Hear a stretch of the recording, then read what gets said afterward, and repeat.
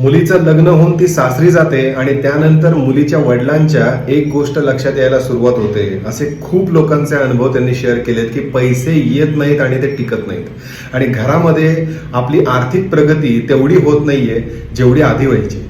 तर मुलगी म्हणजे आपली लक्ष्मी असते असं मानणारा जो बाप असतो त्याला ही गोष्ट खटकायला सुरुवात होते आणि मग आता काय करायला पाहिजे हा प्रश्न त्या व्यक्तीला सतावतो.